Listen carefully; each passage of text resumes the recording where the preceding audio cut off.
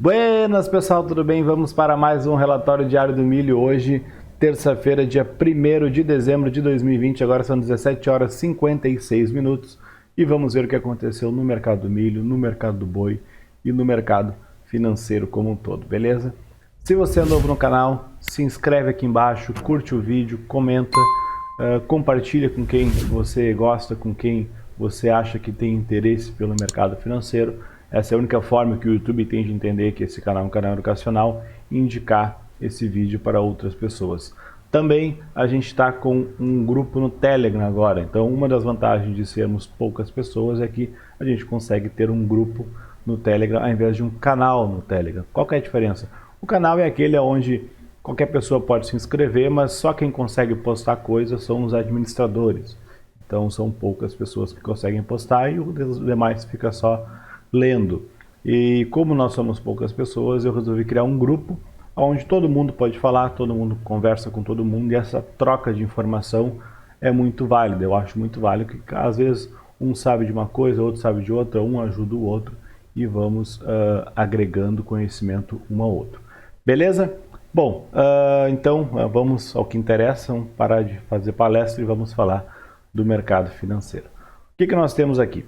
Primeiro, o milho resolveu andar, né? Já está aqui na minha tela, mas vamos lá. O Ibovespa subiu hoje 2,37, o dólar caiu 2,19, milho caiu 3,29, boi caindo 2,16. Beleza? Então, desde fazia um bom tempo que eu não estava operando milho, porque ele não saía dessa consolidação, não sabia se vinha para baixo ou vinha para cima.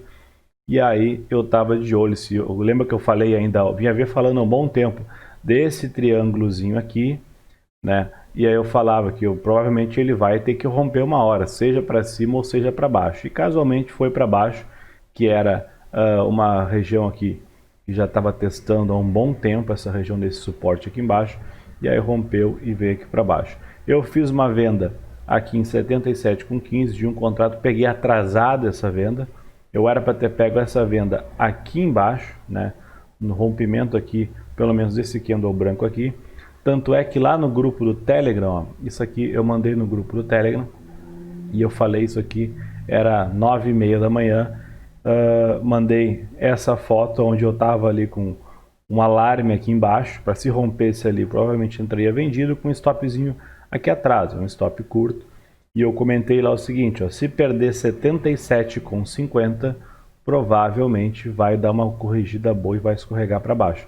Por quê? Porque tinha uma certa pressão vendedora, já estava negativo no dia e vinha para baixo. O que estava segurando ali era essa quantidade de contratos aqui em 77,50. Daqui para baixo era tudo 1, 2, 2, 1, 2, 3 contratos. Então, se entrasse um volume grande vendedor que conseguisse passar dos 40 contratos, com certeza ia engolir todos esses contratos pequenininhos aqui e o milho tenderia a descer.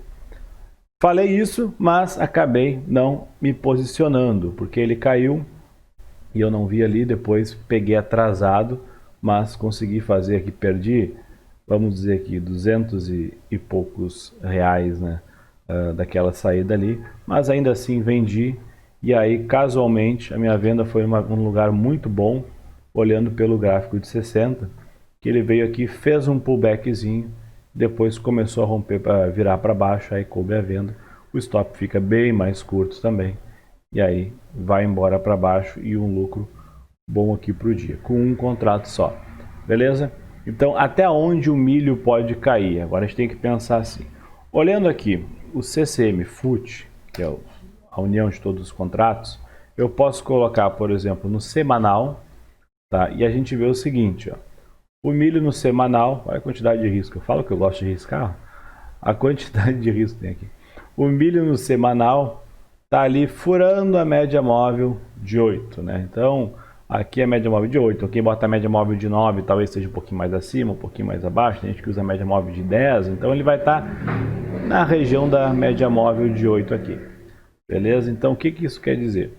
Quer dizer que, se ele passar essa média, tem espaço para uma boa correção. E o próximo alvo poderia ser aqui em cima, aqui nesse topo. Então a gente tem aí 14 pontos para cair, se cair, né? Beleza, olhando pelo semanal, tá?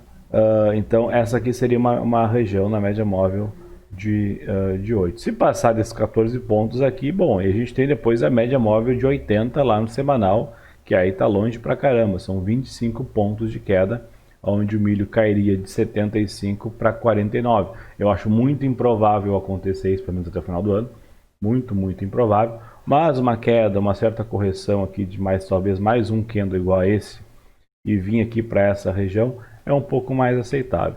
Olhando pelo diário, a gente vê que ele já está apontando aqui para a média móvel de 80. Então aqui seria um ponto onde eu traçaria um alvo. Então tanto é que eu comentei no grupo do Telegram que aqui nessa região é um possível alvo. Eu gosto de botar uns alarmes um pouco mais acima, porque nem sempre ele bate exatamente lá, ele chega perto e volta, mas aqui seria um possível alvo. Então vendido ali, se ele fizer um pullback e romper para baixo de novo, analisando o book, se tiver interessante um movimento de venda que nem ele fez hoje, aonde perdendo um certo suporte ele poderia cair com força, talvez eu aumente a minha mão para ver até onde ele vai. Claro que venda é sempre cautela, porque subir, isso pode subir até o infinito. Cair, ele pode cair até zero. E nunca vai cair até zero uma commodity que é muito consumida no mundo. Então há um certo bom senso na venda, que geralmente as vendas acontecem, o tempo de venda, o tempo vendedor é um pouco mais rápido, se cair com força. A menos que vá caindo bem devagarinho, pouco a pouco, sobe 1%, cai 2%, sobe 1%, cai 2%, sobe meio, cai 0,7%, vai indo assim ao longo de um tempo maior. Mas dada a volatilidade do milho ultimamente, o movimento esperado seria um movimento mais forte, beleza? Então assim, estou vendido por enquanto e vamos ver até onde ele vai. Começar a querer voltar, aí eu vou monitorar mais o gráfico de 60 minutos. Olha como ele está longe da média do de 60 minutos. Então, ele voltar aqui até a média móvel de 8, é bem normal ele voltar. Espero que não fure essa média móvel de 8 com muita força, caso ele fure. Quem quer vender agora não seria muito bom, porque ele está muito longe das médias. Então ele pode dar uma boa de uma corrigida. Então teria que se vender hoje, né? No caso, eu vender amanhã, de manhã na abertura, teria que vender com um stop aqui atrás. Então seria um stop aí de 4,7 pontos mais ou menos. É um stop que eu considero caro. Ou aqui, na verdade, né? Então é aqui, ó, um stop aí de 2,5 pontos, que foi bem onde eu vendi. Então um stop bem aqui nesse topinho, quem for vender agora. Mas eu acho muito improvável que ele vai seguir reto aqui. Pode ser que aconteça. O mais provável é uma possível correção, chega aqui perto das médias, talvez aqui caiba uma venda também. Seria uma venda desse estilo aqui, ó.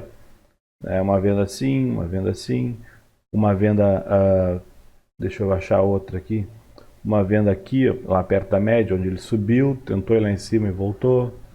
O boi faz muito isso, né, de bater na média e voltar aqui, ó, foi lá, bateu na média móvel de 80, voltou.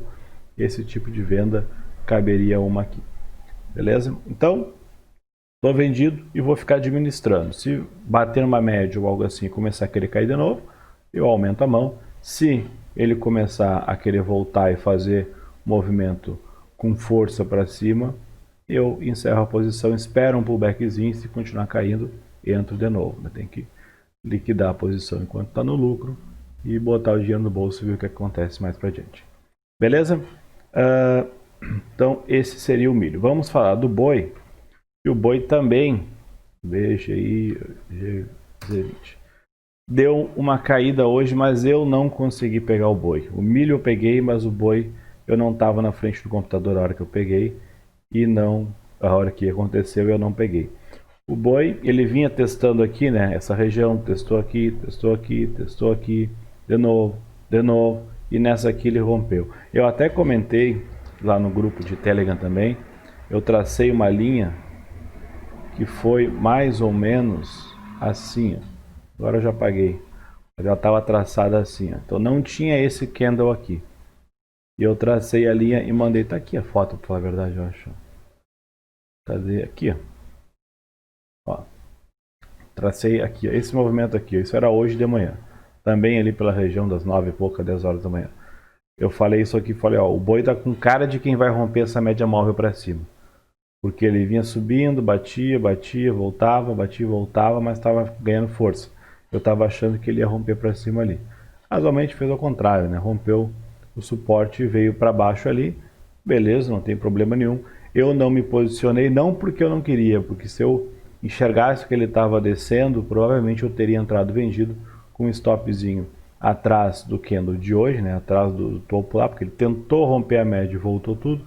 Então eu teria feito aqui essa venda. Mas acabei não fazendo e fiquei só no milho. Né? Daria para colocar, por exemplo, um stop aqui, né, nessa região, um stop aqui atrás e ter vendido aqui no fundo. Né? O problema é que quando ele escorregou forte aqui. Por que acontece esse tipo de movimento? Né? Como eu sempre falo, ó, se a gente tirar esse candle fora aqui, né, deixa eu tentar puxar no teclado aqui. Se a gente tirar aquele último candle, olha lá no canto da tela, se eu consigo pegar. Não, aqui, tem que ser assim. Aí ele não vai esconder só o último candle. Não vou conseguir. Mas se a gente tirar assim, deixar assim, ó, sem aquele último candle lá, deixa eu ver se está aparecendo aqui. A minha câmera está na frente, tá aparecendo. Se a gente tirar ele, o que a gente vê? Que ele poderia vir aqui, bater aqui e voltar. Né? Então não ia vender agora e nem vender quando estivesse aqui. Eu venderia quando ele começar a romper para baixo aqui. O problema é quando ele dá essa escorregada forte, o que isso significa?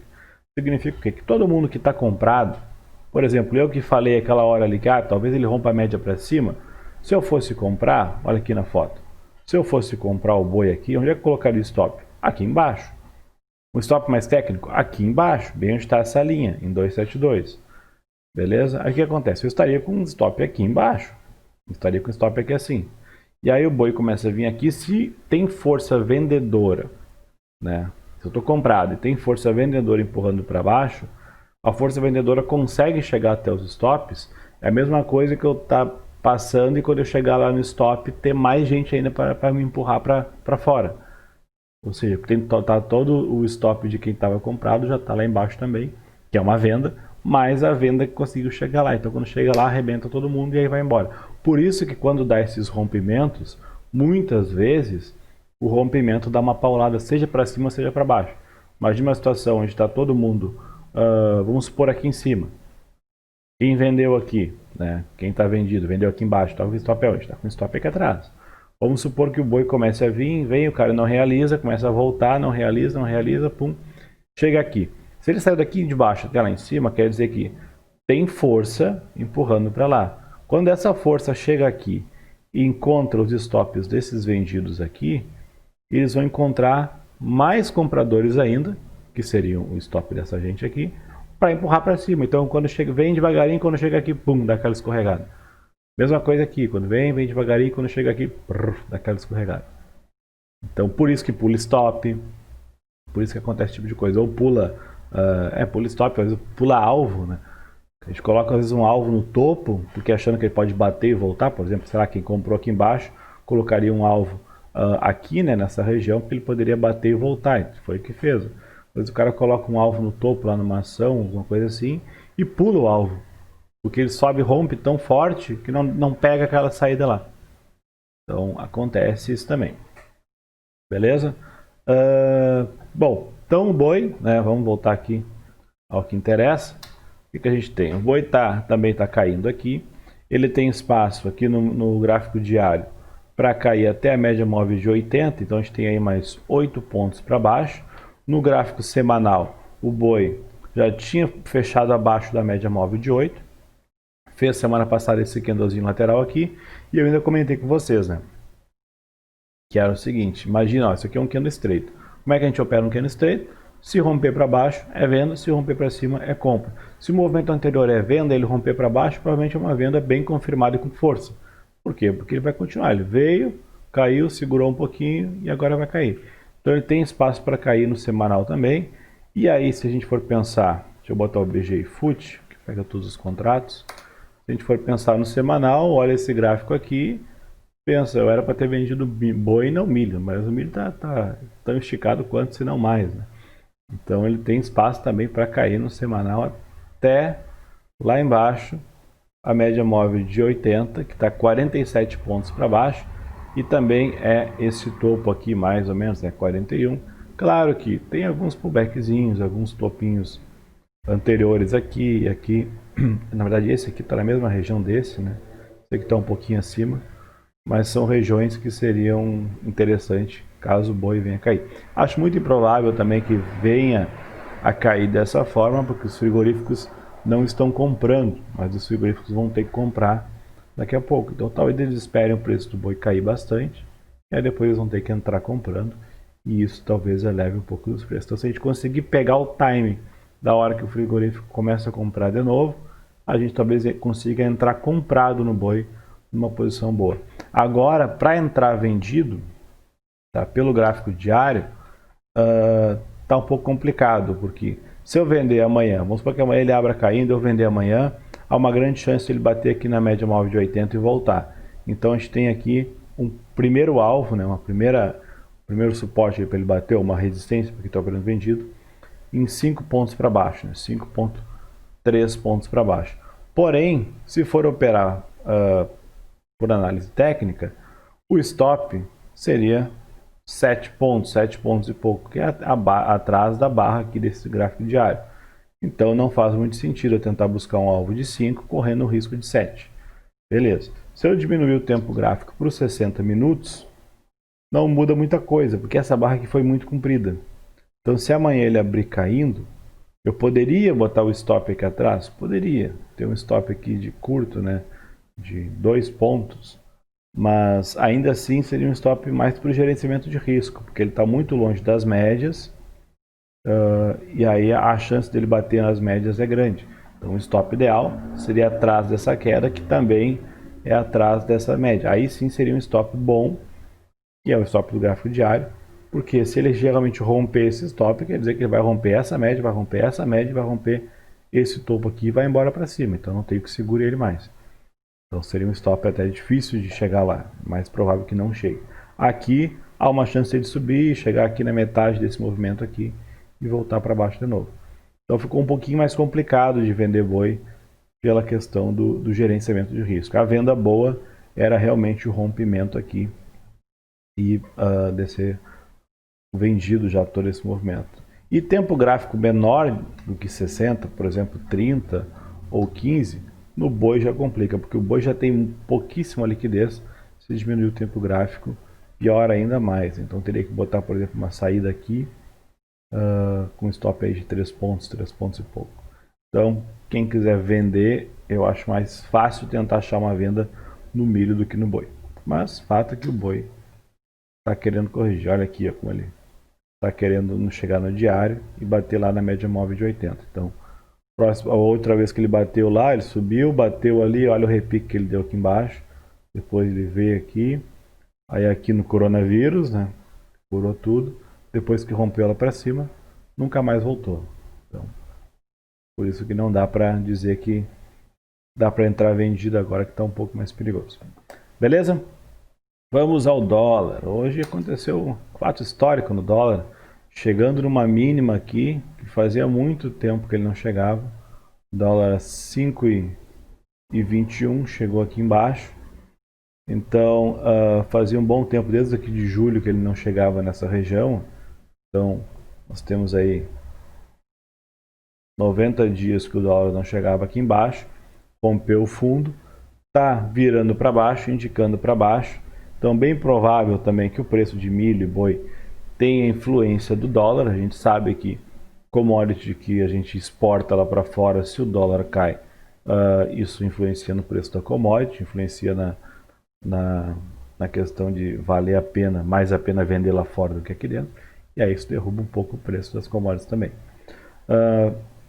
Mas ele chegou nessa região aqui, próximo alvo, já lá nele praticamente, né? Seria aqui, essa linha aqui da metade desse canalzinho de baixo aqui. Se ele romper ele, seria o fundo desse canal maior, que seria esse canal aqui de cima, projetado para baixo. Então seria aqui nessa região de 4,90 e poucos aqui, 5 reais aqui. Será que a gente vai ver o dólar a 5 reais ainda tão logo? Não sei, mas vou botar uma lista aqui, uma linha, né? Vamos botar aqui, eu vou ser um pouco... Vamos botar em 4... Vamos botar 5. 5000, tá lá. Boa coisa, não pegou? Aqui.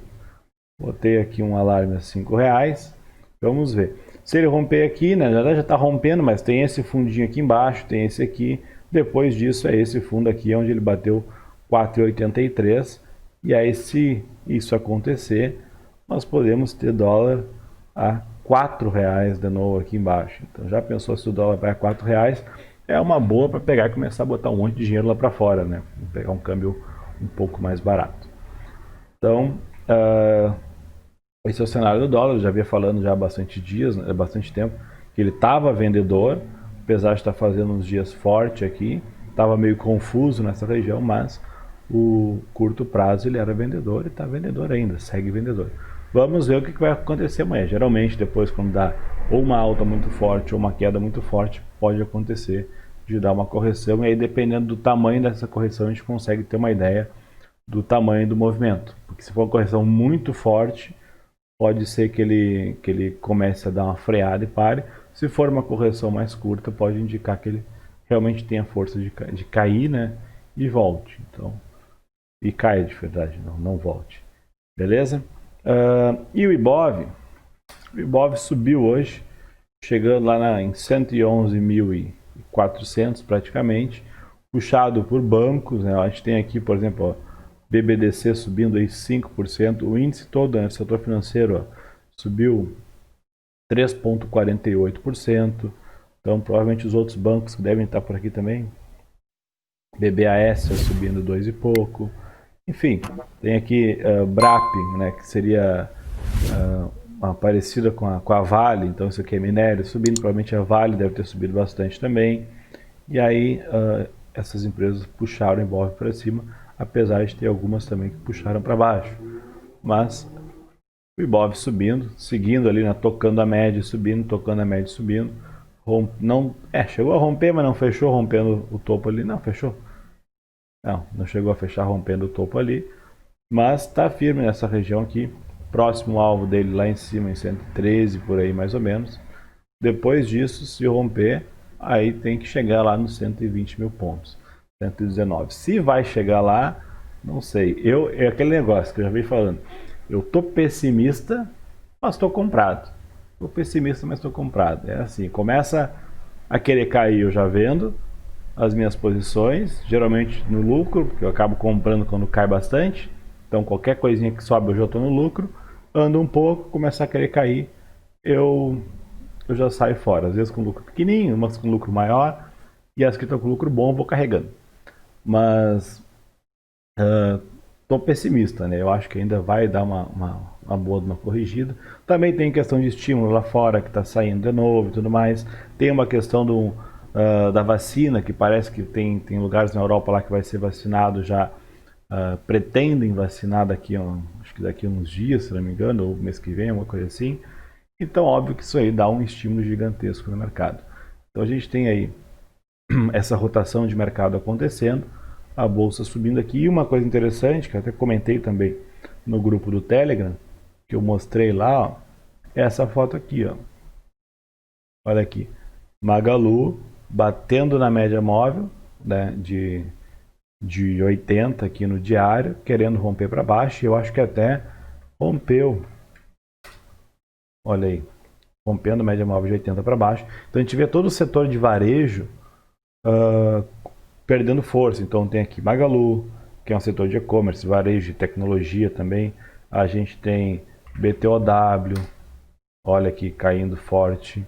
A gente tem Via Varejo, caindo forte. Tá? Então a gente tem a Via Varejo chegando num suporte aqui. Então quem sabe rompendo esse suporte caberia uma venda. Quem sabe, quem gosta de comprar em suporte poderia ter comprado hoje no final do dia. Eu não estou posicionado em Via Varejo, mas eu estou comentando aqui. Tem banco subindo, deixa eu olhar Petro. Tem banco subindo, petróleo subindo, a Vale deve ter subido também hoje. Olha a Vale aqui disparando para cima. Então tem banco, tem Vale, tem Petro subindo. E aí a gente vê o varejo dando uma descansada. O que isso indica? Indica aquilo que eu já vi falando, que está acontecendo essa rotação de mercado. O pessoal tem tirado um pouco mais da tecnologia e colocado mais em economia real, principalmente pela questão dos estímulos e do coronavírus, que o pessoal começa a enxergar que as coisas vão voltar e querem que a economia real aconteça. Então tem bastante empresas desse tipo. O setor de educação, uma que eu estava até um alerta que eu estou tentando comprar há dias e não consigo, que é essa aqui, que é a Uduk 3, que é uma empresa do setor de educação. Olha o tamanho desses candles, né, que ele faz aqui. Então ele rompe para cima, eu tinha colocado um alarme aqui, nem pegou o meu alarme, foi direto com gapzão. E aí quando pegou outro alarme aqui em cima, eu já estava com, imagina, 7, 8% acima da média, não tinha nem onde botar um stop. Como é que eu vou entrar comprado numa operação dessas, né? Então, fica um pouco mais complicado. Deixa eu ver uma coisa aqui. Tá certo. Fica um pouco mais complicado entrar comprado nesse tipo de empresa, apesar de eu estar comprando ela, querendo comprar ela faz tempo. Deveria ter comprado mais para cá, mas é aquele negócio, tá subindo e fica difícil. Mas se a gente olhar, olha aqui, ela estava há 15 dias atrás lá embaixo, agora está lá em cima. Ela chegou aqui quase que na mínima do coronavírus em 30/10, então há um mês atrás, né? Ela subiu aqui 50%, 55%. Então, alguns setores valorizando bastante aí com o estímulo e a ideia de que vai voltar tudo ao normal. Aquele negócio, eu estou um pouco pessimista, mas estou comprado, espero, torço para que dê tudo certo, torço para que volte, para que fique tudo bem. Eu não estou pessimista porque eu não quero, não, quero que volte, quero chegar e ficar comprado 100% no meu capital de renda variável em bolsa, se der lá, para chegar a tentar botar uma ordem e dizer que eu não tenho mais saldo para comprar. Quero, mas também não posso dizer que acho que isso vai acontecer. Pelo jeito que eu enxergo o mercado e pelo que eu tenho visto, não faz muito sentido o fundamento, não indica muita coisa que vai acontecer isso. Eu acho que os juros está baixo demais, os juros têm que subir, e a hora que subir as coisas vão ter que baixar.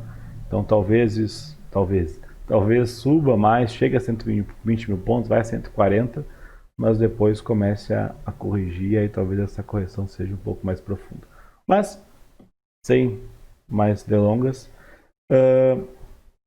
então é isso, o vídeo, o grupo do Telegram lá, então espero que vocês entrem, quem gostar, quem não gostou, não precisa entrar, obviamente. A ideia do grupo é ficar colocando conteúdos ali, né, bem seguido, mostrando tudo que eu estou fazendo, como é que eu estou fazendo e como é que eu faço as coisas ali. E aí também eu dou bastante dicas, mostro alguns estudos, algumas coisas, que nem aqui, ó, tem uma outra foto aqui que eu mostrei no grupo lá, que é o seguinte, ó, esse aqui é o IBOV. A gente tem o IBOV anual, que eu peguei no Profit lá e montei essa tabelinha. Desde 1999, eu já mostrei isso aqui para vocês, né?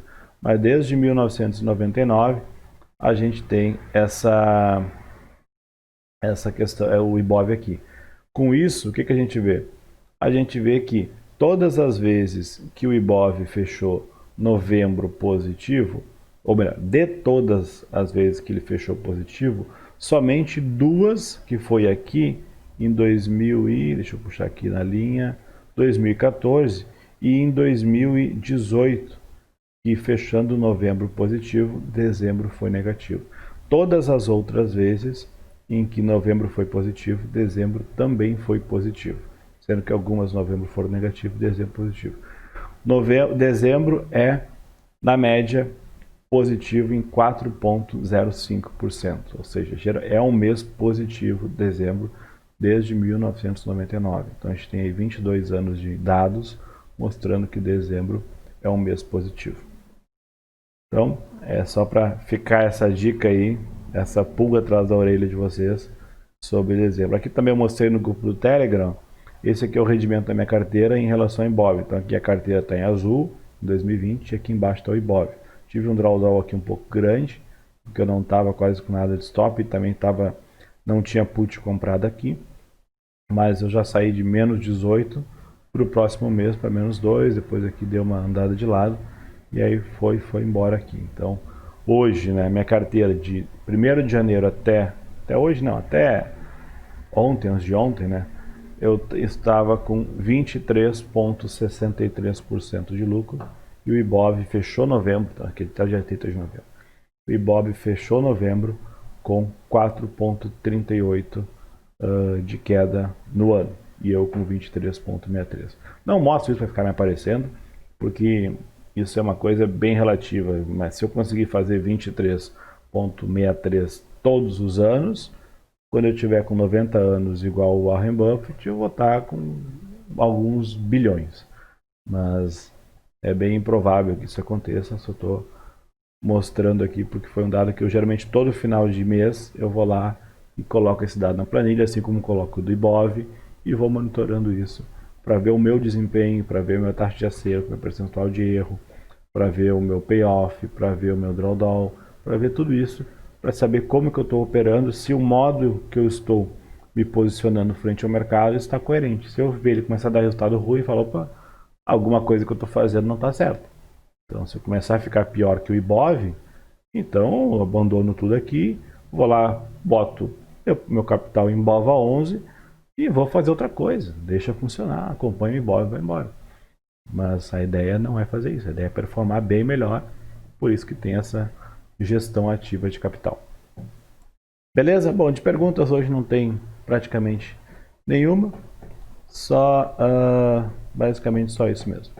Então, um abraço, um bom final de tarde para todo mundo e vamos ver o que acontece amanhã, se o milho e o boi resolvem cair mais um pouco ou se vão dar uma descansada. Beleza? Valeu, um abraço. Tchau.